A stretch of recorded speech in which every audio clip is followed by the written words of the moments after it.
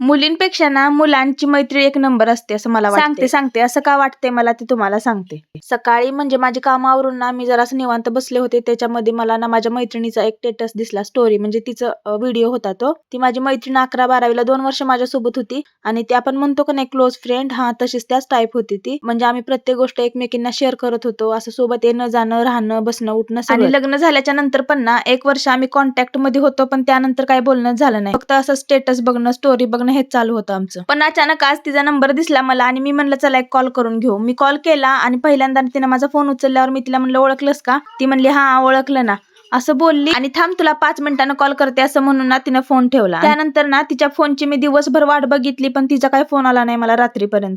तेव्हा ना मला जरा असं वाईट वाटलं, म्हणजे मला वाटलं मी का केलं असेल तिला फोन, नकोच करायला पाहिजे होता. आणि ह्याच्यावरूनच मला असं वाटतंय ना मुलांची मैत्रीच बेस्ट असते, कारण त्यांना ना खरंच काम असेल ना त्याच वेळेस ते फोन ठेवतात आणि त्याच्या आधी पण ना 10-5 मिनिटं बोलतातच. मी असं का म्हणते म्हणजे मला असं कसं माहित असं तुम्हाला वाटेल, पण मी ना माझ्या नवऱ्याच्या मित्रांचे फोन आल्यानंतर बघितलं, परत माझे भाव आहेत त्यांच्या मित्रांचं बघितलं, असं मी भरपूर ठिकाणी बघितलंय की नाही मुलांची मैत्री असते ती एकदम डिफरंटच असत्या.